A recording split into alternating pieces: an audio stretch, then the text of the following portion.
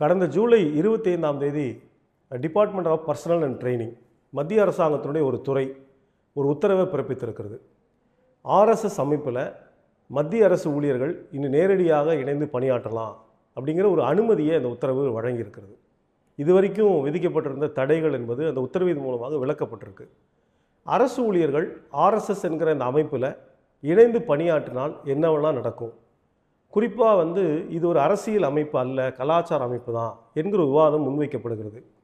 ஆகவே இந்த உத்தரவு சமூக, அரசியல், பொருளாதார தளங்களில் எந்த விதமான தாக்கத்தை உருவாக்கும், அரசு இயந்திரத்திற்குள் ஆர்எஸ்எஸ் என்கிற அமைப்பு ஊடுருவல் மேற்கொண்டால் என்ன எதிர்விளைவுகள் உருவாகும் அப்படிங்கிறது தான் இன்றைக்கி இந்த உரையாடலில் நாம் மையமான அம்சமாக இருக்க போகிறது.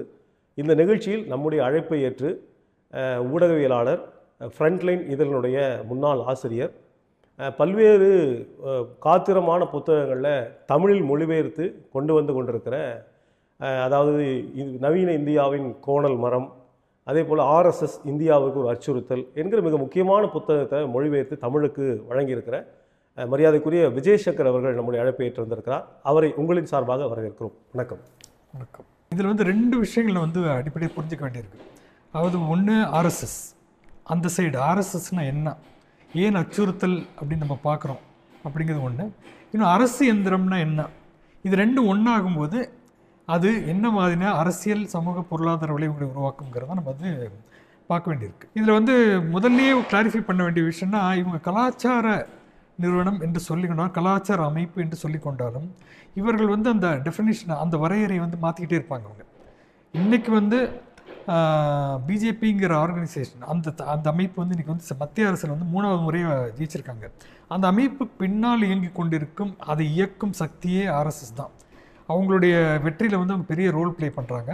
அதனால் ஆனால் என்னென்னா, இந்த கலாச்சார அமைப்புன்னு சொல்கிறது அதை பற்றி ஒரு சின்ன ஒரு இது சொல்லிடுறேன். ஏன்னா அவங்களுக்கு 74 அந்த 1970s இன்கம் டேக்ஸ் நோட்டீஸ் போகுது, அவங்க அனுப்புகிறாங்க. அந்த நோட்டீஸில் என்ன வருதுன்னா, நீங்கள் டேக்ஸ் கொடுக்கணும், ஏன்னா சாக்காலேருந்து வர மணி பைசா இருக்குல்ல, அதை அதெல்லாம் நீங்கள் டேக்ஸ் பே பண்ணணும் அப்படின்னு ஒரு நோட்டீஸ் வருது. வந்த உடனேயும் அப்போ என்ன சொல்கிறாங்கன்னா, நாங்கள் ஒரு கலாச்சார அமைப்பு, தொண்டு நிறுவனம் அப்படிங்கிறோம். தொண்டு நிறுவனம்னையும் அது கோர்ட்டில் கேஸ் ஆகுது, இன்கம் டேக்ஸ் நோட்டீஸ்னு. அப்போ என்னென்னு தொண்டு நிறுவனம் சொல்லும்போது பாம்பே சேரிட்டிஸ் என்டோமெண்ட் ஆக்ட்னு ஒன்று இருக்குது. அதுபடி நீங்கள் தொண்டு நிறுவனங்களை பதிவு பண்ணணும். இப்போ அறநிலைய commissioner, Bombay charities commissioner notice அனுப்புகிறாரு. அந்த நோட்டீஸில் அவங்க போகும்போது அவங்க என்ன சொல்கிறாங்க, நாங்கள் ஒரு பொலிட்டிக்கல் ஆர்கனைசேஷன் சொல்கிறாங்க. ஆனால் எங்கள் அரசியல் மற்ற அரசியல் வேறுபட்ட அரசியல், அதை புரிந்து கொள்வது, இதெல்லாம் கோர்ட்டில் கேஸ் நடக்குது, 2 சைட்லேருந்து கேஸ் வருது. எங்கள் அரசியலை புரிந்து கொள்வதனால் வித்தியாசமும் புரிஞ்சுக்கணும், சாதாரண அரசியலில் அப்படின்னு சொல்லிட்டு கோல்வால்கர், சவர்கர் எழுதின புத்தகங்கள்லாம் போய் கொடுக்குறாங்க. அப்போ என்னென்னா, இந்த 2 இடத்துலையும் தப்பிக்கிறாங்க. அதுக்கு இன்னொரு ஆர்குமெண்ட் என்ன சொன்னால், நாங்கள் டேக்ஸ் பே பண்ணுறது எல்லா சாக்காலேருந்து அந்த காலத்தில், இப்போ எப்படின்னு தெரில, அவங்களுக்கு வர எல்லா வருமானமும் தட்சிணைன்னு கொடுக்குறது, குரு தட்சிணை, இது எல்லாமே இந்த ஒரு பிராமணிக்கல் இது இருக்கும், குரு தட்சிணை கொடுப்பாங்கல்ல, அது எல்லாம் அந்தந்த ஷாக்காக தான் செலவு பண்ணணும்னு சொல்கிறாங்க. ஆனால் உண்மையிலேயே சாட்சியங்கள் வரும்போது எல்லாமே அங்கே மத்தியில் இருக்க நாக்பூருக்கு போகுது அப்படின்னு. ஸோ இதனால் இந்த இரட்டை வேடம்ங்கிறது ரொம்ப சாதாரண மாற்றி சொல்லிக்குவாங்க அவங்க. அரசு பேன் பண்ண நினச்சா நாங்கள் கலாச்சாரம் அமைப்பாங்க, அது சம்மந்தமாக எதாவது கேட்டால் நாங்கள் அரசியல், ஆனால் எங்கள் அரசியல் வித்தியாசமானது. உங்களோட ஆர்குமெண்ட்டே இப்படி தான். அது இந்த விலாங்கு மீன் சொல்லுவாங்கள்ல, அதுதான். அதாவது பாம்புக்கு வாலையும் மீனுக்கு தலையும் காமிக்கிற மாதிரி இந்த நெகிழ்வுத்தன்மை இருக்குல்ல, அதுதான். அதை வச்சு தான் அதில் ஒரு கொள்கை, ஒரு இதை நீங்கள் இதுதான் நீங்கள் அப்படின்னு சொல்லி குற்றம் சாத்த முடியாது. ஏன்னா அதுக்கு வேறு ஒரு ஆர்குமெண்ட் வச்சுருப்பாங்க. இன்னொன்று, அவங்களுக்கு இருக்கிற பல்வேறு அமைப்புகள், விஸ்வ இந்து பரிஷத், அதுதான் அயோத்தியா மூவ்மெண்ட் எடுக்கிறாங்க, பஜ்ரங் தள், அவங்களுடைய மாணவர் அமைப்பு, இது எல்லாமே பார்த்திங்கன்னா வெவ்வேறு குரல்களில் பேசுவாங்க. ஆனால் என்னென்னா, அடிப்படையில் எல்லாமே இயக்கிறது மத்தியிலேருந்து இயக்கிற அந்த ஹைட்ரான்னு சொல்லுவாங்க, பல தலை இருக்கும், அது அந்த மிருகம், அது நீர்வாழ் இது, அது மாதிரி இது எல்லாமே கண்ட்ரோல் பை ஆர்எஸ்எஸ். இவங்களுடைய காரியகர்த்தான்னு சொல்கிறவங்க தான் எல்லாத்தையுமே கண்ட்ரோல் பண்ணுறாங்க.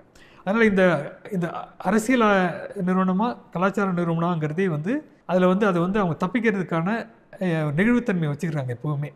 ஆனால் எல்லாருக்கும் தெரியும், இன்றைக்கி ஆர்எஸ்எஸ் இல்லாமல் பிஜேபிங்கிற கட்சி ஆட்சிக்கு வந்திருக்க முடியாது, அவங்களுக்கு பக்கபலமாக இருக்கிறாங்க அப்படிங்கிறது தான் உண்மை. இப்போ வந்து நீங்கள் ஒரு வரலாற்று பின்புலத்தை ஒரு 3-4 அம்சங்களை ரொம்ப எளிமையாக விளக்குனீங்க. ஆனால் இப்போ வந்திருக்கிற இந்த அரசாணை, அதுக்கு பின்னாடி வந்திருக்கிற இந்த டிஸ்கஷன் எப்படி போகுதுன்னா, அதாவது வந்து சிசிஎஸ் ரூல்ஸை வந்து வயலேட் பண்ணல. இப்போ நீங்கள் கூட சொன்னீங்க, அரசு ஊழியர்களுக்கு ஏன் அரசியல் இருக்கக்கூடாதா? காந்தி வந்து ஒரு ஒத்துழையாமை இயக்கத்தை ஆரம்பிக்கிறாரு. அப்போ வந்து எல்லாரும் தன்னுடைய வேலையை விட்டுட்டு காந்திக்கு பின்னாடி வர பள்ளிகள் கல்லூரிகள்ல இருந்து மாணவர்கள் வெளியே வரணும், மாணவர்கள் அரசியல் ஈடுபடக்கூடாது இப்போ சொல்லிட்டு இருக்காங்க. வழக்கறிஞரும் வெளியே வர்றாங்க. அதுக்கு பிறகு 1935 பிரிட்டிஷ் ரூல் வந்து என்னென்னா பேன் பண்ணுது, அரசு ஊழியர்கள் வந்து அரசியல் இருக்கக்கூடாது அப்படின்னு. அதனால் அந்த பின்னாடி அமெண்ட்மெண்ட் 64 கொண்டு வர்றாங்க, சிசிஎஸ் ரூல்ஸ் அமெண்ட்மெண்ட் 64. சிசிஎஸ் ரூல்ஸ்ங்கிறது ஆமாம். ஆனால் அதுக்கும் இந்த ஆர்எஸ்எஸ்ஸுக்கும் சம்மந்தம் இல்லை, இது ஒரு கலாச்சார அமைப்பு தான் அப்படிங்கிற வாதத்தையும் நாங்கள் வந்து சிசிஎஸ் ரூல்ஸை வந்து வயலேட் பண்ணங்கிறதையும் ரொம்ப டெக்னிக்கலாக இவங்க வந்து ஆர்கியூ பண்ணுறாங்க. என்ன இந்த இடத்துல இன்னொரு கேள்வி என்ன எழுதுன்னா, ஒரு கலாச்சார அமைப்பு அல்லது ஒரு ட்ரஸ்ட்டு அல்லது ஒரு என்ஜிஓ எப்படி வேணால் நீங்கள் வச்சுக்கலாம் ஆர்எஸ்எஸ்ஸுக்கு. ஆனால் ஏன் வரலாற்றில் 3 முறை தடை செய்யப்பட்டது? ஏதாவது ஒரு கலாச்சார அமைப்பு 3 முறை தடை செய்யப்பட்டிருக்குமா அப்படின்னா, அநேகமாக ஆர்எஸ்எஸ் தவிர எந்த ஒரு கலாச்சார அமைப்பும் ஒரு என்ஜிஓவோ ட்ரஸ்ட்டோ தடை செய்யப்பட்டிருக்காது.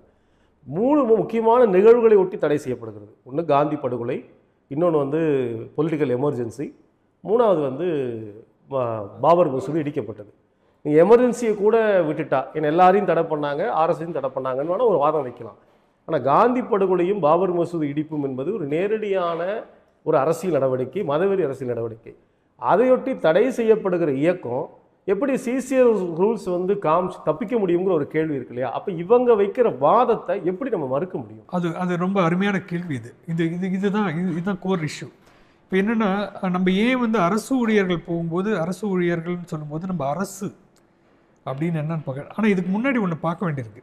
இந்த பிஜேபி ஜனசங்கம் பல உருமாறி வருது. ஜனசங்கம்ங்கிறாங்க, அப்புறம் பிஜேபி காந்திய சோஷலிசம்ங்கிறாங்க, கடைசியாக பிஜேபின்னு 1980 எமர்ஜ் ஆகுது. ஆனால் இதில் என்னென்னா, இப்போ அவங்க வந்து ஆட்சிக்கு வந்தால் என்ன ஆயிரும், மத கலவரம் வரும், பல மாற்றங்கள் இந்தியாவில் சமூகத்தையே புரட்டி போட்டுருவாங்க, ஒரு இந்து சமுதாயத்தை உருவாக்குறது அப்படின்னு தான் சொல்லுவாங்க. இதுதான். ஆனால் என்னென்னா, அடிப்படையிலேயே அதோட முக்கியமான ஒரு விஷயம் அதெல்லாம் நடக்கும். அது வந்து என்னென்னா, இந்த கம்யூனல் ரைட், அதாவது மதக்கலவரம் என்பது வந்து ஒரு மொபிலைசேஷன் ஸ்ட்ராட்டஜி. அது வந்து மக்களை உடனே போய் சேர்ந்துடும்.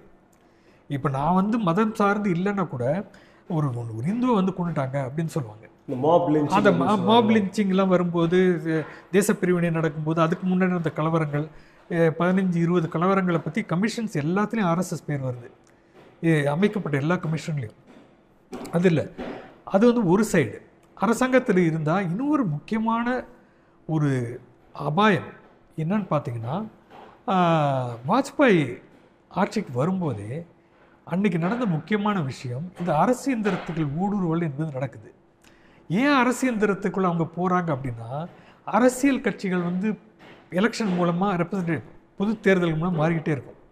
ஆனால் அரசு எந்திரத்துக்குள்ளே போனீங்கன்னா 25-30 வருஷம் நீங்கள் இருக்க போகிறீங்க. சீஃப் செக்ரட்டரி லெவலில் இருந்து கீழே தாசில்தாரோ வில்லேஜ் ஆஃபீஸர் வரைக்கும் அரசு எந்திரம் தான். இன்னொன்று, நம்ம அரசுங்கிறது நம்ம என்ன எப்படி பார்க்குறோம், 3 ஆர்ம்ஸ், 3 கைகள் அரசுக்கு. ஒன்று வந்து நிர்வாகம், அட்மினிஸ்ட்ரேஷன், இன்னொன்று நீதித்துறை, ஜுடிஷியரி, இன்னொன்று பார்லிமெண்ட், அதாவது லெஜிஸ்லேச்சர் போது சட்டம் இயற்றும் இடங்கள், சட்டமன்றங்கள், பார்லிமெண்ட் எல்லாமே சேர்ந்து வருது. இதில் வந்து பார்லிமெண்ட்டு அசம்பிளின்னு வரும்போது உங்களுக்கு வந்து அது வந்து நியமிக்கப்படும் இல்லை. ஒரு காலத்தில் அப்படி இருந்துச்சு, பிரிட்டிஷ் பீரியடில் நியமிக்கப்படுபவர்கள் வந்தாங்க, அப்புறம் வந்து எலெக்டட் இருக்கும், 2 டயார்கி இருந்துச்சு. ஆனால் இதில் என்னென்னா, இது வந்து நியமனங்கள், பரீட்சை எழுதி பாஸ் பண்ணணும், எக்ஸாம் எழுதி தேர்வு எழுதி பாஸ் பண்ணி அப்படி ரெக்ரூட்மெண்ட்டுன்னு ஒன்று இருக்குது, ரெக்ரூட்டிங்கிறது. அப்போ நம்ம வந்து இதுக்குள்ளே இவங்க வரும்போது என்ன வருதும்போது, அப்போ இந்த அதிகார வர்க்கம் சொல்லணும், அதிகார வர்க்கம், பியூரோக்ராட்டிக் மிஷினரி, அரசு யந்திரம் என்கிறது இந்த அதிகாரிகள். நான் சொன்ன இந்த சீஃப் செக்ரட்டரி, கேபினெட் செக்ரட்டரியிலேருந்து கீழே இருக்கிற வரைக்கும் அரசு யந்திரம்ங்கிறது இதுதான். இது வந்து பிரிட்டிஷ் பீரியடில் உருவாது. அதுக்கு முன்னாடி முகல் பீரியட்லேயே வந்து ஒரு அரசு யந்திரத்துக்கான அடிப்படைகள்லாம் வந்துருச்சு. அதை வந்து இவங்க டெவலப் பண்ணுறாங்க. அந்த அரசு யந்திரம் எக்ஸ்பேண்ட் ஆகும்போது வர கான்ஃப்ளிக்ட் நிறைய வருது. ஏன்னா நிறைய பிராமின்ஸ் உள்ள வராங்க, ஏன்னா அவங்க தான் அதிகமாக கல்வி கட்டதுனால. அதனால வர கான்ஃப்ளிக்ட் வேறு, அது வேறு சப்ஜெக்ட் அது. பட் என்ன, இதுக்குள்ளே வரும்போது என்னன்னா, நான் என்னுடைய பார்வையில் வந்து இந்த அதிகாரிகள் அப்படின்னு நம்ம பார்க்கும்போது யாருமே வந்து எந்த உலக பார்வையும் எந்த அரசியல் பார்வையும் இல்லாமல் வர்றதில்லை. சில பேருக்கு தெளிவான அரசியல் பார்வை இருக்கும், சில பேருக்கு ரொம்ப வேகான எல்லாம் நல்லா இருக்கணும்ப்பா அப்படி ஒரு காமன் சென்சிக்கல் வியூ இருக்குது.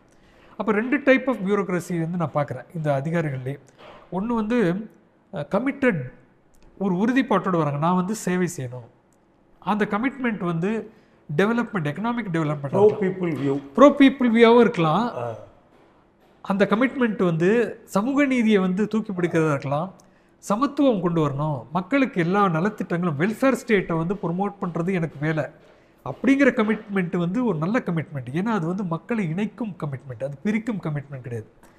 அது வந்து அந்த உறுதிப்பாடு. ஆனால் ஆர்எஸ் மாதிரியோ எந்த அடிப்படைவாத அமைப்பும் பார்த்தீங்கன்னா அவங்களுக்கு வந்து இந்த மக்களை இணைக்கிறத வந்து மத ரீதியாக இணைப்பது அப்படிங்கிறது. அவனுக்கு பொருளாதார ரீதியாக பல பிரச்சனைகள், சமூக படிநிலை சமூகம் இருக்குது, பொருளாதார ரீதியாக வர்க்க சமூகம் இருக்குது. ஆனால் எல்லாத்தையும் மதம்ங்கிற கொடைக்குள்ளே கொண்டு வரதுக்குல்ல, அது வரும்போது அவனுடைய பார்வை, நம்ம முன்னாடி இந்த ஆர்எஸ்எஸ் பார்வை என்பதே வந்து அடிப்படையிலே கோணல், அது டிம்பர், குரூக்கட் டிம்பர், கோணல் மரம் அது. ஸோ அந்த பார்வையில் ஒருத்தர் வந்து உள்ளுக்குள்ளே வந்துட்டாங்கன்னா அது வந்து எப்படி இருக்கும் அப்படின்னு. அது இன்னொன்று என்ன சொல்லுவாங்கன்னா, அரசோடைய கேரக்டர் தகுந்த மாதிரி இந்த அரசு எந்திரமும் இருக்கும். நேரு காலத்தில் இருந்த பியூரோக்ராட்ஸ் பார்த்திங்கன்னா எல்லாம் டெவலப்மெண்ட் ஓரியன்ட், லுட்டியன்ஸ், டெல்லி மாவோ அதெல்லாம். அந்த கொஞ்சம் கொஞ்சமாக அந்த அரசின் தன்மை மாறும்போது பியூரோக்ராட்ஸ் மாறும். இன்றைக்கி வந்து இந்த நாடு முழுவதையும் இந்திய அரசு என்று சொல்லப்படுவது இன்றைக்கி இருக்கிற பெரிய டேஞ்சர் என்னென்னா, இந்திய அரசுன்னு இப்போ இருக்கிற கேபினெட்டு கூட ரோல் கிடையாது. கேபினெட் சிஸ்டம்ங்கிறதே வந்து அண்டர்மைன் பண்ணிட்டாங்க பிஜேபி ஆட்சிக்கு வந்த பிறகு. இப்போ வந்து நான் சொன்ன 2 பிரான்ச்சை பார்க்குறோம். ஒன்று வந்து நிர்வாகம், எக்ஸிக்யூட்டிவ், இன்னும் ஜுடிஷியரி. இப்போது நிர்வாகத்தில் இருக்கிறவங்க வந்து ஒரு ஜாதிய பார்வையோடு வரான், இல்லை மதவாத பார்வையோடு வரான், அப்படிங்கும்போது என்ன நடக்கும் அப்படின்னு பார்க்குறோம். அப்படின்னு பார்க்கும்போது ஒரு ஜாதிய பார்வையோடு வரும்போது அதை நம்ம ஃபஸ்ட்டு மதம் பார்த்துடலாம். அது ரொம்ப க்ளோஸாக லிங்க்டு தான் ஜாதிய பார்வை, இந்த ஜாதி சார்ந்த ஒரு இது. மதம் சார்ந்த இது என்ன வரும்போது ஒரு ஆர்எஸ்எஸ் இந்துக்களெல்லாம் ஒன்றுபடுத்தணுங்கிற மைண்ட் செட்டில் ட்ரெயின் ஆன ஆர்எஸ்எஸ் ஷாக்காவை அட்டன் பண்ணாமல், இல்லை அட்டன் பண்ணுறவரோ பண்ணாதவரோ, ஆனால் அதை ஏற்றுக்கொண்ட ஒருத்தர் வந்து அங்கே உட்காரும்போது அதில் வந்து உங்களுக்கு பல துறைகள் இருக்குது. போலீஸ் முக்கியமான ஒரு துறை, இராணுவம்ங்கிறது அது ஒரு தனி ஒரு இது, இதுக்குள்ளே இதோடு சேர்ந்தது தான். ஏன்னா அந்த பியூரோக்ரஸி இருக்குது, ஆர்மி பியூரோக்ரஸி இருக்குது. அப்போ என்ன ஆகுதுன்னா, இது எங்கே பிரச்சனை வருதுன்னா, இந்த ஆளுங்கள்லாம் வந்து அங்கே உட்காரும்போது, இப்போ போலீஸ் எடுத்துக்கிட்டிங்கன்னா பார்த்திங்கன்னா தலித்துகளுக்கு எதிரான வன்முறை நடக்குது. கீழவன்மணியிலேருந்து அதுக்கப்புறம் வந்து ஏறக்குறைய 4-5 இடங்கள் இருக்குது. அதாவது கைர்லாஞ்சின்னு ஒரு இடத்துல ஒரு கைர்லாஞ்சி, சுந்தூர் வயலன்ஸு, தலித்துக்கு எதிரான வயலன்ஸு. அது என்னென்னா, சினிமா தியேட்டரில் ஒரு தலித்தோட கால் வந்து ஒரு அப்பர் காஸ்ட் ஒரு கால் ஒருத்தர் மேலே பட்டுருது, அதனால் ஒரு மாட்டு. பத்தானி தோலா, பீகார், அங்கே வந்து அந்த ரன்வீர் சேனான்னு சொல்லிட்டு வந்து அப்பர் பூமிகார் அவங்க வந்து படுகொலை செய்கிறாங்க. அதுக்கு எதிராக சிபிஐ எம்எல் வந்து அந்த எதிர்த்தாக்குதல் நடக்குது. இந்த கேஸ் எல்லாமே வந்து பார்த்திங்கன்னா ஜுடிஷியரி தான் ஹேண்டில் பண்ணுறாங்க. அப்போ போய் கடைசியில் பார்த்திங்கன்னா ஏறக்குறை எல்லா படுகொலைகளிலும் இந்த கைது செய்யப்பட்ட அக்யூஸ்ட் எல்லாருமே விடுதலை செய்யப்படுகிறார்கள். அப்பர் மேலே ஹைகோர்ட்ஸ்க்கெல்லாம் ஹைகோர்ட் லெவல்லே. இங்கே என்ன பிரச்சனைனா, இப்போ நமக்கு எங்கே டவுட் வருதுன்னா, கிரிமினல் ஜஸ்டிஸ் சிஸ்டம்னு ஒன்று இருக்குது. குற்றம் வழங்குவதை, குற்றத்துக்கு தண்டனை கொடுக்கும் சிஸ்டம் அப்படின்னு பார்த்திங்கன்னா அது எங்கே தொடங்குதுன்னா, லோவஸ்ட் லெவலில் போலீஸ் லெவலில் எஃப்ஐஆர் ஃபைல் பண்ணதுன்னு தொடங்குது. இந்த ஏன் வந்து அங்கே டிஸ்மிஸ் ஆகுது, கோர்ட்டில் ஏன் டிஸ்மிஸ் ஆகுதுன்னு பார்த்திங்கன்னா, ப்ராசிக்யூஷன், அரசு தரப்பு போதுமான ஆதாரங்களை காட்டவில்லை அப்படின்னு சொல்லும்போது, அவன் ஏன் காட்ட மாட்டேங்கிறாங்க அப்படிங்கும்போது அங்கே பயஸ் வருது. எஃப்ஐஆர் ஃபைல் பண்ணுறதே கஷ்டம்.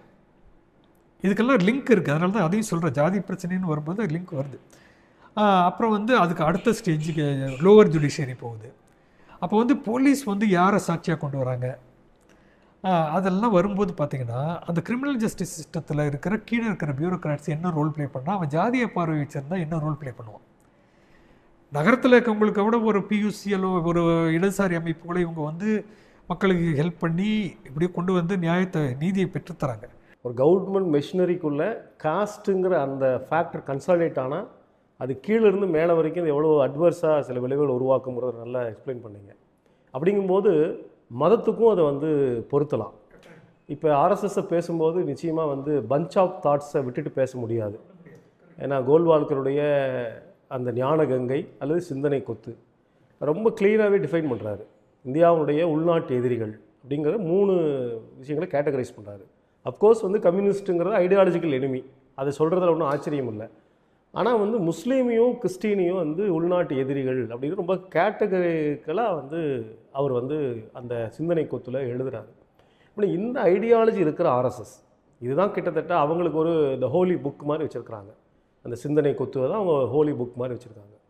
அப்போ இந்த ஐடியாலஜிக்கு பின்னாடி இயங்கக்கூடிய ஆர்எஸ்எஸ் வந்து அரசு இயந்திரத்துக்குள் ஊடுருவுனா மத ரீதியாக மிகப்பெரிய அரசு எது மாறினாலும் கூட அரசு இயந்திரம் நீங்கள் சொன்ன மாதிரி பர்மனெண்ட்டாக இருக்கிற போது அதை வந்து ஆர்எஸ்எஸ் கைப்பற்றுகிற ஏற்பாடு நடந்ததுன்னா அது மத ரீதியான ஒரு பதட்டத்தையும் மோதலையும் உருவாக்காதா?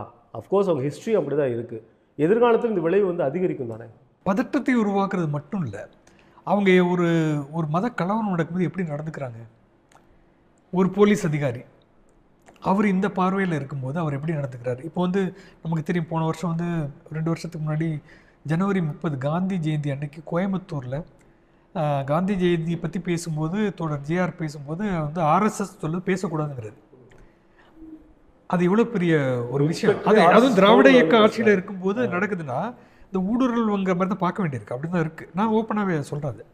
பட் என்னென்னா இது ஆர்எஸ்எஸ்ஸோடைய இன்னொரு விஷயம் என்னென்னா, பார்லிமெண்ட் இருக்குல்ல, எக்ஸிக்யூட்டிவ் ஜுடிஷியரி பேசணும், ஜுடிஷியரி இன்னும் பேச வேண்டியிருக்கு. பார்லிமெண்ட்டில் பார்த்தீங்கன்னா இவங்க வந்து முஸ்லீம்ஸ் எவ்வளோ இருக்காங்க, ரெப்ரசன்டேஷன் பிரதிநிதித்துவம் எவ்வளோ இருக்குன்னு பார்த்தீங்கன்னா இவங்க நிறுத்துறதே இல்லை.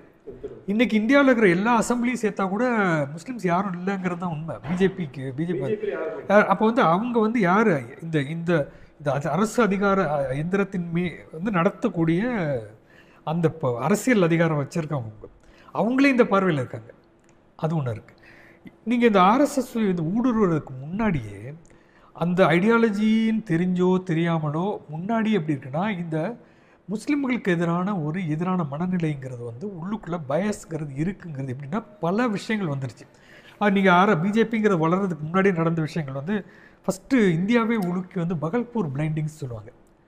பகல்பூர் பிளைண்டிங்ஸ் என்னென்னா சிறையில் இருந்த ஒரு 30 கைதிகள், அந்த காலத்தில் நாங்கள்லாம் சண்டே மேகசினில் பெருசாக வரும், 30 கைதிகளுக்கு வந்து கங்கா ஜலம் அப்படின்னு சொல்லி இந்த அதிகாரிகள் வந்து விஷத்தை ஏற்றி குருடாக்கிட்டாங்க. இவ்வளோ ஒரு குரூர மனநிலை பாருங்கள். அது வந்து கங்கா ஜலம், அது வந்து இந்தியாவே உலுக்கிச்சது. அப்போ ஒரு அதிகாரி என்ன பண்ண முடியும் உள்ளுக்குள்ளே? இது வந்து எந்த ப்ரொக்ரெசிவ் அரசு இருந்தால் கூட அதை ஒன்றும் தடுத்திருக்க முடியாது, எவ்வளோ முற்போக்கான அரசாக இருந்தால் கூட. அது ஒன்று. அதுக்கப்புறம் பகல்பூர் பிளைண்டிங்ஸ், அதில் வந்து முஸ்லீம்ஸு தலித்ஸ் எல்லாம் நிறைய பாதிக்கப்பட்டிருக்காங்க. அது மனநிலையிலேருந்து வருது. இவெல்லாம் எவ்வளோதான் அப்படிங்கிற மாதிரி தான். அதுக்கப்புறம் பகல்பூர் மீரட் ரைட்ஸ் நடக்குது 1990களில். மீரட்டில் வந்து பெரிய கலவரம். அந்த கலவரத்தின் போது அது என்கொயரி கமிஷன்லாம் வருது. அதில் இன்வால்வ் ஆனது ப்ரொவின்ஷியல் ஆர்ம்டு கான்ஸ்டபிளரி. இது கவர் ஸ்டோரியாக வந்துச்சு பல மேகசினில். அவங்களே வந்து அவங்க என்ன சொல்கிறாங்கன்னா Muslims should be dot a lesson, முஸ்லீம்களுக்கு பாடம் கற்பிக்க வேண்டும் என்று உங்களோட பியூரோக்ராட்ஸ் உங்களுடைய அதிகாரிகள் இருக்கும் ஒரு பெரிய அதிகாரி டிசைட் பண்ணுறாருன்னா நீங்கள் என்ன பண்ணுவீங்க? இப்போ மோடி குஜராத் அரசு இயந்திரத்தின் கைகளை கட்டி போடுங்கள்னு சொன்ன மாதிரி. ஆமாம், அதுதான். ஆனால் என்னென்னா முஸ்லீம்களை அடிக்கும்போது கட்டி போடாதீர்கள்னு சொல்லியிருக்காரு அவர் குஜராத்தில். குஜராத்தில் வந்து அந்த 3 நாள் வந்து விட்டுருங்க, அதான் அவங்களை ஃப்ரீயாக விட்டுருங்க அப்படிங்கிறாரு. அதுதானே சஞ்சீவ் பட் உள்ளுக்குள்ளே இருக்கிறது காரணம் வந்து அதுதானே.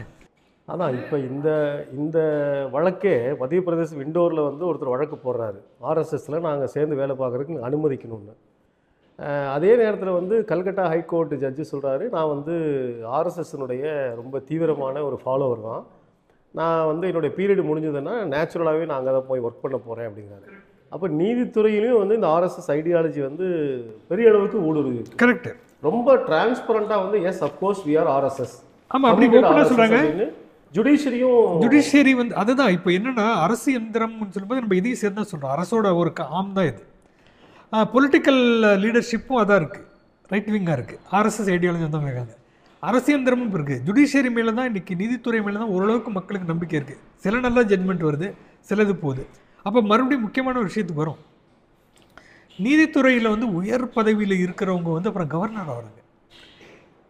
அது வந்து அதாவது அவருக்கு வந்து எந்த விதத்திலும் அவர் வந்து ஒரு இன்ஃப்ளூயன்ஸ் ஆகக்கூடாது, எந்த செல்வாக்கும் அவர் மேலே இருக்கக்கூடாது, எதிர்காலத்தில் எனக்கு ஒரு பதவி கிடைக்கும் என்ற ஒரு விஷயத்தை கேரக்டை காமிச்சிட்டிங்க நீங்கள். அப்போ உங்கள் தீர்ப்புகள் வந்து எப்படி இருக்கும்? அதை பற்றி எனக்கு சந்தேகம் வருமா வராதா? ரொம்ப வேடிக்கையாக கூட என்ன எழுதுனாங்கன்னா, தீர்ப்புகள் வந்து அடுத்த பதவிக்கான என்ட்ரன்ஸ் டெஸ்ட் அப்படின்னு. அவ்வளோதான், அதுதான் உண்மை, அது உண்மை. அப்போ வந்து நம்ம முக்கியமான கேஸ் எடுத்துக்கோங்க, ரஞ்சன் கோகோய். ரஞ்சன் கோகோய்னு ஒருத்தர் இருக்காரு. அவர் வந்து 4 ஜட்ஜுகள் வெளியே வந்து ஓப்பனாகவே ஜுடிஷியரியில் பிரச்சனை இருக்குது அப்படின்னு சொல்கிறாங்க. உள்ளுக்குள்ளே இந்த கேஸை அலாட் பண்ணுறதுக்குல்ல ரோஸ்டர், அதுலேயே வந்து சில பேருக்கு சில கேஸ் போவாங்க. அது எல்லா இடத்துலையும் நடக்குது, இங்கே நடக்கிறது. அதில் ஜாதி இருக்குது, அதில் பணம் இருக்குது, எல்லாமே இருக்குதுன்னு தான் தெரியும். நம்ம நீதித்துறையில் இருக்குது, அது நம்ம வந்து இல்லைன்னு சொல்ல முடியாது. அது வந்து நீதிபதிகளே ஒத்துக்கிறாங்க. இங்கே தமிழ்நாட்டில் வந்த சில தீர்ப்புகள்லாம் பார்த்திங்கன்னா ரொம்ப வேடிக்கையாக இருக்கும். அதாவது ஆல்மோஸ்ட் அதை கோட் பண்ணாமல் அந்த ஜாதி இந்த விஷயங்களை வந்து கொடுத்து இவங்களை ரிலீஸ் பண்ணுறது. இங்கே இல்லைன்னா நம்ம அங்கே பார்த்துக்கலாம், கீழே இல்லைன்னா மேலே பார்த்துக்கலாம்னா, அப்போ ஜுடிஷியரியில் ஏன் பிரச்சனை வருது? இந்த அதையே வந்து மேனிப்புலேட் ஆகுது மேலே. காலேஜியம் சிஸ்டம் சொல்லி ஜட்ஜு, சுப்ரீம் கோர்ட் ஜட்ஜும் 2 பேர் சேர்ந்து தான் காலேஜியம் சிஸ்டத்தில் பண்ணுறாங்க. அந்த ரெக்கமெண்டேஷன் வந்து சட்ட அமைச்சகத்துக்கு போகுது. ஆனால் ஏற்கனவே 30-40 இது வந்து அப்பாயின்ட் பண்ண மாட்டேங்கிறாங்க. முரளிதர்னு ஒருத்தர் இருந்தார். முரளிதர் வந்து ரொம்ப நேர்மையான ஒரு ஜட்ஜ். ஆனால் அவருக்கு வந்து பதவி உயர் கொடுக்கல. அப்போ ஒன்று பயம் காமிக்கிறாங்க, நீ பண்ணலன்னா நீ மேலே போக முடியாது, இல்லை நீ பண்ணால் நீ வந்து ஒன்று ஆகலாம். இப்போது சொராபுதீன் கேஸ் இருக்குது, என்கவுண்டர் கேஸ். அமித்ஷா டைரக்ட்லி இன்வால்வ்னு சொல்லி அலிகேஷன். அது வந்து கடைசியில் சதாசிவம் ரஞ்சன் கோகோய்க்கு வருது, கிளியர், அமித்ஷாவோட பேர் கிளியர் ஆகுது. அப்போ ரஞ்சன் கோகோய் என்ன சொல்கிறாருன்னா, அப்போ வந்து பெரிய கிரிட்டிசிசம் வருது, பார்லிமெண்ட்லாம் பேசுகிறாங்க. பேசும்போது ரஞ்சன் கோகோய் வந்து அப்போவே என்ன சொல்கிறாருன்னா, இதே பார்லிமெண்டேரியன்ஸ் இதே என்னை வரவேற்பார்கள்ங்கிறது. அப்போ அதுக்கு முன்னாடியே அவருக்கு வந்து அஷூரன்ஸ் போயிடுச்சு. அப்போ இது வந்து எப்படிப்பட்ட ரோல் ப்ளே பண்ணும் சமூகத்தில் அப்படின்னு ஒன்று இருக்குது. அதான் அந்த ஃபஸ்ட்டு 13 டேஸ் ஒரு கவர்மெண்ட் வந்து ஃபஸ்ட்டு பீரியடு ஃபார்ம் ஆகுது. கரெக்டு. அப்போ வந்து என்னென்னா, நீலகிரியில் வந்து அருவங்காடு கார்டைட் ஃபேக்ட்ரி ஒன்று. ஆமாம், அங்கே ஒரு ஜிஎம் அப்பாயிண்ட் பண்ணுறாங்க. ஆக்சுவலாக அது வந்து ஒரு சென்சிட்டிவ் ஏரியா, கார்டைட்டு ப்ரொடக்ஷன் பார்த்துருக்கேன். அங்கே வந்து மேட்ச் பாக்ஸ் கூட கொண்டு போகக்கூடாது. அங்கே வந்து என்னென்னா, அந்த ஜிஎம் வந்து ஹோமம் நடத்துகிறாரு. வித்தின் த ஃபேக்ட்ரி கேம்பஸ்குள்ளே ஹோமம் நடத்துகிறாரு. எப்படி நீங்கள் ஹோமம் நடத்துறீங்கன்னு போய் கேட்டால், அவருடைய ஆர்ஜினேட் எங்கன்னு போய் பார்த்தா ஹீஸ் அ மத்திய பிரதேஷ் கேடரு, அவர் ஆர்எஸ்எஸ் மேன். இது எப்போ நடக்குதுன்னா, வாஜ்பாயோட ஃபஸ்ட்டு 13 நாள் அதுக்குள்ளேயே. ஸோ ரொம்ப ஃபாஸ்ட்டாக வந்து தனக்கு கிடைக்கிற எல்லா வாய்ப்பையும் வந்து எப்படி அரசு இயந்திரத்துக்குள்ள ஒரு ஆக்டோபஸாக ஊடுருவாங்க அப்படிங்கிறதுக்கான ஒரு நல்ல எக்ஸாம்பிளாக அதை வந்து. ஆமாம், அதில் நான் ரொம்ப முக்கியமான ஒரு விஷயம் சொல்கிறேன். இங்கே ஏன் அது முக்கியமான விஷயம் சொல்கிறேன்னா, உங்களுக்கு வந்து மதச்சார்பற்ற அரசு என்பது மதச்சார்பற்றது தான் கொள்கை அளவில். நீங்கள் வந்து கடவுள் படங்கள் கூட வைக்கக்கூடாது உள்ள, அதுதான் உண்மை.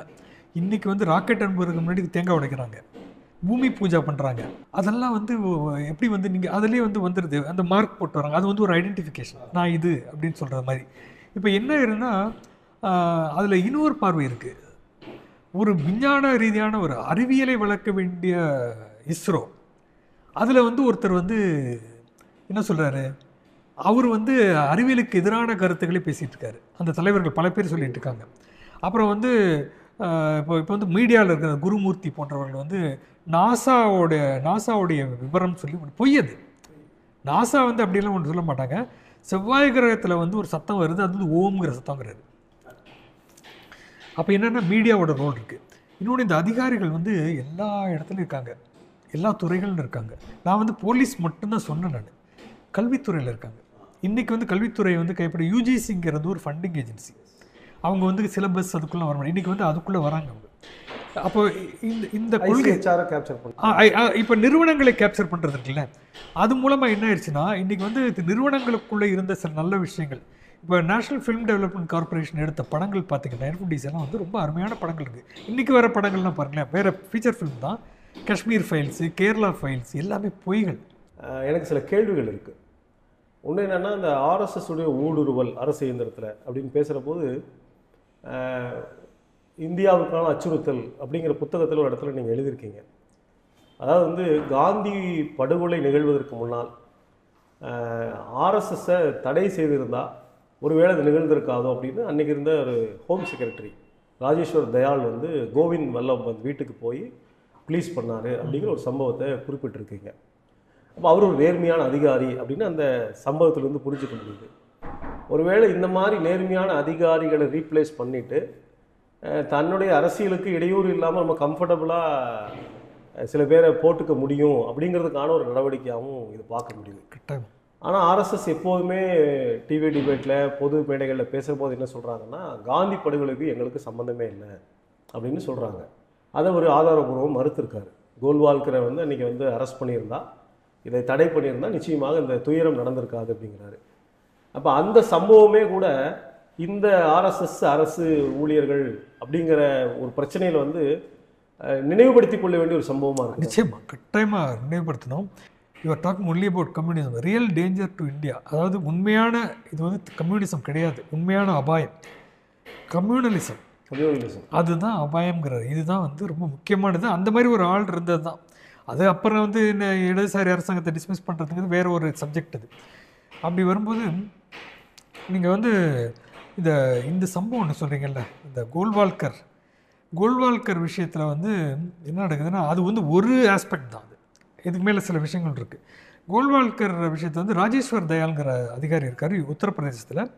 அவங்களுக்கு வந்து திடீர்னு பார்த்தீங்கன்னா ஒரு நாள் வந்து நைட்டு வந்து 2 ட்ரங்க் பெட்டி கொண்டு வராங்க அவர் வீட்டுக்கு அதிகாரிகள். அங்கே கீழே இருக்கிற அதிகாரிகளும் வந்து கொண்டு வந்துருக்காங்க. அது என்னன்னு தெரியாது. ஆமாம், அது என்னன்னு உள்ளே போய் திறந்து பார்த்தா எந்தெந்த முஸ்லீம் ஏரியா அப்படின்னு மேப் போட்டு ஆயுதங்கள் உட்பட எல்லாமே அந்த 2 ட்ரங்க் பெட்டி. இவங்க வந்து உடனே என்ன பண்ணுறாங்கன்னா, அது எல்லாம் டீட்டெயில்டு ஒரு கம்யூனல் வயலன்ஸ் ப்ராப்ளம் அப்படின்னு வரும்போது இது வந்து நேராக கோவிந்த் வல்லப் பந்த்கிட்ட கொண்டு போகிறாங்க. அவர் தான் சீஃப் மினிஸ்டர், வந்து பெரிய ஜம்பவான். அவர்கிட்ட போன உடனே அவர் பார்த்துட்டு ஓகே அப்படின்ட்டு அடுத்த நாள் இவர் என்ன எதிர்பார்க்குறனா, அந்த அதிகாரி ராஜேஸ்வர் தயாள் புக்கில் எழுதுறாரு, ஒரு நேர்மையான அதிகாரி. அதில் வந்து என்ன சொல்கிறாருன்னா, அடுத்த நாள் வந்து இது பெரிய விஷயமா வரும், இவங்க உடனே நடவடிக்கை எடுப்பாங்க, கோல்வால்கரை வந்து அரெஸ்ட் பண்ணுவாங்க அப்படின்னு பார்த்தா அது ரொம்ப சாதாரணமாக கடந்து போகிறார் கோவிந்த் வல்லப் பந்த். இந்த காங்கிரஸோட ரோல்ங்கிறது வந்து அப்படி இருந்திருக்கு. எப்போவுமே இவங்க கூட மதவாதிகள் கூடவே இருந்திருக்காங்க. பலர் வந்து அதாவது காங்கிரஸ் செஷன் நடக்கும்போது, மாநாடு நடக்கும்போது ஒரு சைடில் இந்து மகாசபா இருக்கும், அங்கே இந்து மகாசபையில் இருக்கவங்க இங்கே இருப்பாங்க, இங்கே இருக்கிறவங்க அங்கே இருப்பாங்க, அப்படி இருந்துச்சு. அதுதான் சொல்லுவாங்க, அதாவது ஒரு தேசியவாதியை வந்து கீறி பார்த்தீங்கன்னா உள்ளுக்குள்ளே ஒரு மதவாதி இருப்பான்னு சொல்லுவாங்க. அது அந்த காலத்தில் scratch the skin of nationalist there be a communalist. இந்தியாவில் வந்து பார்த்திங்கன்னா ஒரு ஜாதியக்காரனும் இருப்பாங்க. அதுதான் பெரியாருக்கெல்லாம் பிரச்சனை. இவ்வளோ பேசுகிறீங்க, கடைசியில் பார்த்தா நீ எல்லாம் உயர் ஜாதியாக உட்காந்துருக்கீங்க அப்படிங்கிறது. அது வந்து ரொம்ப அருமையான ஸ்டேட்மெண்ட்டு. அதாவது இந்த கம்யூனிசத்தை அந்நிய தத்துவம்னு சொல்லக்கூடிய ஆர்எஸ்எஸ் தான் அந்த புத்தகத்துலேயும் இருக்குது. விடுதலைக்கு பிறகு அவங்களுடைய மவுத் பீஸ் ஆர்கனைசரும் ரொம்ப ஓப்பனாக எழுதுகிறாங்க. அதாவது மூவர்ண கொடி என்பது ஏற்றுக்கொள்ள முடியாது, அது போராடி விடுதலைக்காக பிறகு பெற்ற தேசிய கொடி, அதை வந்து நாங்கள் ஏற்றுக்கொள்ள முடியாது, பக்வா ஜெண்டா காவி கொடி தான். அதே போல் வந்து எல்லோரும் இணைந்து உருவாக்கிய அரசியல் சாசனத்தை தூக்கி போட்டுக்கிட்டு அந்த இடத்துல வந்து மனுஸ்மிருதியை வந்து நாங்கள் வந்து முன்வைக்க விரும்புகிறோம் அப்படின்னு சொன்னதும் ஆர்எஸ்எஸ் தான். அப்போ இவங்க அந்நிய தத்துவம் என்று ஒரு ஐடியாலஜியை வந்து தள்ளி வச்சுக்கிட்டு இவங்க ஓன் ஐடியாலஜியே வந்து இந்திய இறையாண்மைக்கு எதிராக தானே இருக்குது. அது ஒன்று, அது ஒரு ஆஸ்பெக்ட். ரொம்ப அருமையான கேள்வி. இதில் இந்த அந்நிய தத்துவம் அப்படின்னு சொல்கிறாங்கல்ல, அந்நிய தத்துவம் சொல்கிறது வந்து உண்மையிலேயே அந்நிய தத்துவத்தால் கவரப்பட்டது தான் ஆர்எஸ்எஸ். ஏன்னா ஆர்எஸ்எஸ் தலைவர் அந்த இவர் பிஎஸ் மூஞ்சே அவர் வந்து இத்தாலிக்கு போகிறாரு, ஃபாசிசம் முசோலினி நேராக பார்த்து பேசுகிறாரு. நேராக பார்த்து பேசும்போது அவர் வந்து அவங்களோட பலிலா ஸ்கூல், அவங்க ஃபாசிஸ்ட் ஸ்கூல், ஃபாசிச பள்ளிக்கு கூட்டிகிட்டு போகிறாரு. அங்கே வந்து யூனிஃபார்ம் போட்டுருக்காங்க, கல்ச்சரல் விஷயங்களை பேசுகிறாங்க, கல்ச்சரல் யூனிட்டி பற்றி பேசுகிறாங்க. இதே போல் இந்தியாவில் உருவாக்க வேண்டும் சொல்லி தான் ஆர்எஸ்எஸ் வந்து ஒரு மாடல் வந்து ஃபாசிசம். அப்போ அந்நிய தத்துவம் யார்? உங்களுக்கு தான் அந்நிய தத்துவம். நீ வேதம் இதெல்லாம் பேசினாலும் நீ வந்து இன்ஸ்பயர் ஆகிறது அங்கே இருந்தால். இன்னொன்று, அந்த காலத்தில் வந்து மகாராஷ்டிராவில் வந்து மராத்தி பேப்பர்ஸ் நடக்குது, அதில் வந்து ஜெர்மனி இத்தாலியை பற்றி செய்திகள் அதிகம் வந்துகிட்டு இருக்கும். ஹிட்லரை புகழ்வாங்க, ஹிட்லர் தான் மாடல்னு கோல்வால்கர் எழுதுகிறார். ஹிட்லர் வந்து 2 வேறுபட்ட இனங்களை சேர்ந்த மக்கள், ரேசஸ், ஒன்றாக வாழ முடியாது என்று நிரூபித்தவர் ஹிட்லர். அப்போ வந்து மராட்டி பேப்பர்ஸில் இத்தாலியை பற்றியும் ஃபாசிசத்தை பற்றியும் பேசுகிற இவங்க வந்து யாரை புகழ்ந்துட்டு இருக்காங்க? உங்களுடைய வேதத்தையும் புகழ்ந்துட்டு இருக்காங்க. இதுதான் நடக்குது. அப்போ அடிப்படையிலே வந்து நீங்கள் வந்து இந்திய தத்துவத்திலிருந்து வந்த இவர்கள் வந்து ஒன்று அந்நிய தத்துவம்னு ஹிட்லரி முசோலினியும் பண்ணுறது மட்டும் இல்லை, இதே பிரிட்டிஷ் கவர்மெண்ட் கூட டீல் போடுறீங்க. இந்தியாவே போராடி கொண்டு இருக்கும்போது ஏகாதிபத்தியம், அது அந்நியம் மட்டுமல்லாமல் அது கிறிஸ்துவர்கள். கிறிஸ்டியன்ஸ். அந்த கிறிஸ்டியன்ஸ் வேணும் எனக்கு, இங்கே இருக்க வேறு கிறிஸ்டியன்ஸ் தான் வேண்டாம், கீழே இருக்கிறவங்க, ஏன்னா நம்ம மதம் மாத்திரம் அப்படின்னு. பிரிட்டிஷ் அரசோட வந்து ஏகாதிபத்திய அரசும் என்பதோட அவர்களுடைய ஆதரவோட இந்த மிஷனரிஸ் வந்து கிறிஸ்டியானிட்டி வருது. அது வந்து வேற ஒரு சப்ஜெக்ட், இந்த மத மாற்றம் என்பது வேற ஒரு சப்ஜெக்ட். இந்த இந்த முக்கியமான உரையாடலில் இந்த கேள்வியை கேட்காம இந்த உரையாடலை முடிக்க முடியாது. இப்போ நிறைவாக நான் இந்த கேள்வியை உங்ககிட்ட எழுப்ப விரும்புகிறேன். அண்மையில் வந்து மோகன் பகவத் வந்து ஓப்பனாக ஒரு மீடியாவில் சொல்லியிருக்காரு, அல்லது அவங்களுடைய அந்த கூட்டத்தில் பேசியிருக்காரு. இந்தியாவில் இருக்கிற ஒரு 60,000 வருவாய் வட்டங்கள், அதில் வந்து இன்றைக்கி 25,000 வருவாய் வட்டங்களில் ஆர்எஸ்எஸ் வந்து ரொம்ப எஃபெக்டிவாக செயல்பட்டுருக்கு. அது இந்தியா முழுமைக்கும் 60,000 வருவாய் வட்டங்களையும் அதை ரீச் பண்ணணும். ஏன்னா அடுத்த ஆண்டு வந்து ஆர்எஸ்எஸ் துவங்கப்பட்டு 100வது ஆண்டு. அந்த அவருடைய அறிவிப்புக்கும் இந்த department of personnel and training அதனுடைய உத்தரவுக்கும் ஒரு நெருக்கமான தொடர்பு இருக்குது அப்படின்னு நம்மளால் இயல்பாக புரிஞ்சிக்க முடியுது. ஆனால் இவங்க வந்து என்ன சொல்லுவாங்கன்னா, பிஜேபி வேறு ஆர்எஸ்எஸ் வேறுன்னு சொல்லுவாங்க. அந்த புத்தகத்தில் தான் மீண்டும் ரெஃபர் பண்ண வேண்டியதுக்கு, மோடி பிரைம் மினிஸ்டரியல் கேண்டிடேட் அப்படின்னு சூஸ் பண்ணும்போது ஒரு பக்கம் மோடி தன்னை ப்ரொஜெக்ட் பண்ணிக்கிறார், ஹார்ட் கோர் ஹிந்துத்துவா அப்படின்னு ப்ரொஜெக்ட் பண்ணிக்கிறார். ஆனால் ஒரு பவர்ஃபுல் ஒரு 5 பேர் தான் வந்து இந்த மகாராஷ்டிராவில் ஒரு புலிகள் காப்பகத்தினுடைய மையத்தில் ராயல் டைகருங்க ரிசார்ட்டில் வந்து மோடியினுடைய பேரை டிக் பண்ணாங்க அப்படிங்கிறதையும் அந்த புத்தகத்தில் எழுதிக்கிங்க.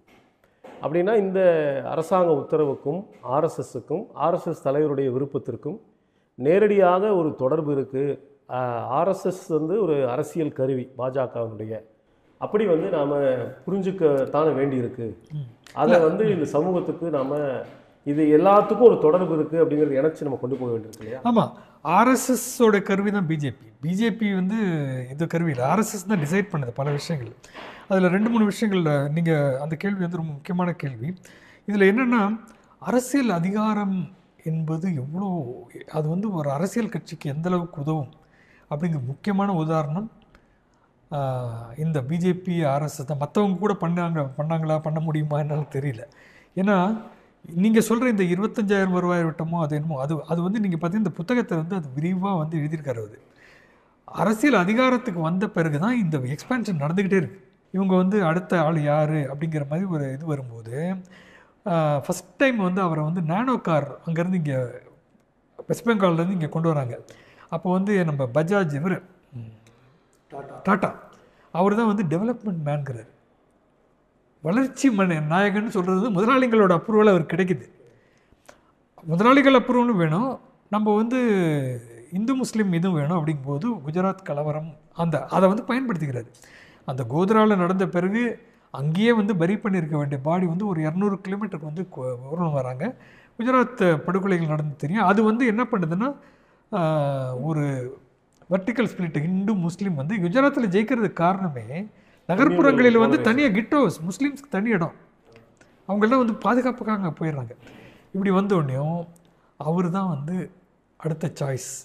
அதனால தான் மோடி வந்து இருக்கிறாங்க. ஏன்னா முதலாளிகளும் அப்ரூவ் பண்ணிக்கிறாங்க, இந்த பக்கம் வந்து இதுலேயும் வந்து ஒரு என்ஷூர் பண்ணிடுறாரு. அதாவது வந்து முஸ்லீம்களை வந்து தனிமைப்படுத்துறது அப்படின்னு சொல்லி தான் மோடி என்கிற பிம்பம் கட்டமைக்கப்படுகிறது. அந்த பிம்பம் வந்து வளர்ந்து வந்து பார்த்திங்கன்னா ஒரு காலத்தில் வந்து ஆர்எஸ்எஸ்க்கே ஒரு சேலஞ்ச் மாதிரி ஒரு பிரச்சனை வந்து இப்போ அந்த பிரச்சனை ஓடிட்டுருக்கு. இன்றைக்கி இப்போ முதலாளிகளின் வளர்ச்சி வந்து நம்ம சொல்ல வேண்டாம், அதானி அம்பானி அவங்க வளர்ச்சி வந்து பல கோடிக்கணக்கு அவங்களுக்கான டேக்ஸ் கன்செஷன்லாம் கொடுக்குறாங்க. என்ன ஆயிடுதுன்னா, எங்கே கை வைக்கிறாங்கன்னா ரிசர்வேஷன் பாலிசி கை வைக்கிறாங்க. இது வரைக்கும் அந்த ஃபெடரலிசம்ங்கிற கான்செப்ட் மாநில உரிமைகளில் கை வைக்கிறாங்க. அப்போ என்னென்னா, இந்த இடதுசாரி இயக்கம், திராவிட இயக்கம், தலித் இயக்கமும் பெற்ற அத்தனை வெற்றிகளையும் போராட்டத்தின் மூலம் பெற்ற தொழிலாளர் நலனில் கை வைக்கிறாங்க. லேபர் கோடுன்னு வருது, தொழிலாளருக்கு எதிரான தாக்குதல் வருது, தனியார் மயம் அதிகமாகுது. தனியார் மயம் அதிகமாகுற ஒரு டேஞ்சர் என்னன்னா, சமூக நீதி கொள்கை அடிபட்டுக்கிட்டே இருக்கும். பொதுத்துறை இருக்கிற வரைக்கும் தான் இது சமூக நீதி பேச முடியும், ரிசர்வேஷன் அப்படின்னு வரும்போது என்ன ஆகுதுன்னா, இப்போது இந்த பாலிடிக்ஸ் எப்படி நான் பார்க்குறேன்னா, நீங்கள் வந்து இதுவரை பெற்ற தொழிலாளர் உரிமைகள், சமூக உரிமைகள், மனித உரிமைகள், மாநில உரிமைகள், இது எல்லாருக்கும் எதிரான ஒரு சக்தி அங்கே உட்காந்துருக்கு. அப்போ என்ன நடக்குதுன்னா, இதை வந்து ஐஜாஸ் அகமது இவங்கெல்லாம் என்ன சொல்கிறாங்கன்னா, counter revolution of the elite, மேட்டுக்குடிகளின் எதிர்ப்புரட்சி தான் அதோட ரெப்ரசன்ட் பண்ணுறது தான் பிஜேபி. மேட்டுக்குடிகளின் எதிர்ப்புரட்சினா முதலாளிகளும் அதை தாங்கி நிற்கும் உயர் ஜாதிகளும் உயர் நடுத்தர வர்க்கமும் ஒரு எதிர்ப்புரட்சி நடத்திட்டு இருக்காங்க. அவங்களுக்கு ரிசர்வேஷன் வேண்டாம், மாநில உரிமைகள் வேண்டாம், உரிமைகளுக்காக போராடும் இயக்கங்கள் வேண்டாம். அப்போ இந்த எதிர்ப்புரட்சிங்கிறது வந்து முக்கியமான கான்செப்ட். இந்த எதிர்ப்புரட்சிங்கிறதுல வந்து அணி சேர்க்கையில் எப்படி இருக்க வேண்டும் அப்படின்னு பார்க்கும்போது, உங்களுடைய அணி சேர்க்கை இடதுசாரிகளாக இருந்தாலும் அவர்களாக இருந்தாலும் ஜாதி சமூக நீதி பேசியவர்கள் பொருளாதார நீதியை பேச வேண்டிய கட்டாயம் இருக்கிறது. பொருளாதார நீதியை பேச வேண்டியவர்கள் சமூக நீதியை பற்றி பேச வேண்டிய கட்டாயம் இருக்கிறது. இறையாண்மையை காப்பாற்ற வேண்டி இருக்குது. இந்தியாவுடைய சமத்துவ கொள்கையை காப்பாற்ற வேண்டியிருக்கு. அப்போது இன்றைக்கி தேவை வந்து அதனால் தான் இந்தியா பிளாக்குங்கிறது இந்த கவுண்டர் ரெவல்யூஷனுக்கு எதிரான ஒரு அணிதிரட்டு நடக்கிறது. அது இப்படி தான் வரும், அது ஃப்ராக்மெண்டடாக தான் இருக்கும். அதுதான் இந்திய யதார்த்தம். இந்த அணிதிரட்டலில் வந்து இறங்கி நீங்கள் வந்து விவசாயிகளையும் தொழிலாளிகளையும் திரட்ட வேண்டியிருக்கு, பிற்படுத்தப்பட்டவரை திரட்ட வேண்டியிருக்கு, பாதிக்கப்பட்ட தொழிலாளர்கள் நடுத்தர வர்க்கத்திலே பாதிக்கப்பட்ட நடுத்தர வர்க்கத்தை திரட்ட வேண்டியிருக்கு. இதில் வந்து ஒரு கொள்கை ரீதியான ஒரு எதிர்ப்பை கட்ட வேண்டியிருக்கு. இன்றைக்கி கொள்கை ரீதியான எதிர்ப்பை கட்டுறதுல இடதுசாரிகளுக்கு முக்கியமான ஒரு ரோல் இருக்குது. அந்த பார்வையை கொடுக்கறதுக்கு இவங்களுக்கு முக்கியமான ரோல் இருக்குது. அந்த பார்வையை இப்போ நான் பேசும்போது ஒரு இடதுசாரியாக தான் பேசுகிறேன். அப்போ எனக்கு இருக்க இந்த பார்வையை வந்து உள்வாங்கிட்டு பண்ணும்போது தான் இதை வந்து அரசியல் ரீதியாக தோற்கடித்தாலும் நீங்கள் வந்து இந்த பியூரோக்ரசி உள்ளே போகிறதுங்கிறதும், நீங்கள் அரசியல் ரீதியாக வந்து கலாச்சார தளங்களிலும் இந்த அதிகார வர்க்கத்தை வந்து க்ளீன் பண்ணுறது அதுக்கு வந்து 20-30 வருஷம் இருக்குது. இருந்தாலும் அரசியல் ரீதியான வெற்றி தேவை, கலாச்சார ரீதியான வெற்றி தேவை, சமூக ரீதியான வெற்றி தேவை. இந்த ஆர்எஸ்எஸ் குறித்து நாம் பேச ஆரம்பித்தா நிறைய ஏரியா இருக்குது, தொடர்ந்து பேசிகிட்டே போகலாம். ஆனால் இன்றைய விவாதத்தில் ரொம்ப முக்கியமாக பேச வேண்டிய ஒரு காத்திரமான கருத்துக்களை ரொம்ப கிளாரிட்டியாக அது எப்படி வந்து ஹிஸ்டாரிக்கலாக புரிஞ்சிக்க வேண்டியிருக்கு, அதோடைய எக்ஸசைஸ் எப்படி இருக்குது, இது இப்படியே நீடிச்சதுன்னா இந்தியாவுடைய அரசியல் எதிர்காலம் எப்படி இருக்கும் அப்படின்னு அநேகமாக எல்லா ஏரியாவையும் ரொம்ப விரிவாக நம்மோட ஊடகவியலாளர் விஜய்சங்கர் நம்மோட பேசியிருக்கார். டயலாக் தமிழுடைய அழைப்பை ஏற்று இந்த நிகழ்ச்சியில் பங்கேற்று ரொம்ப விரிவான ஒரு கருத்துக்களை பகிர்ந்தமைக்கு நன்றி.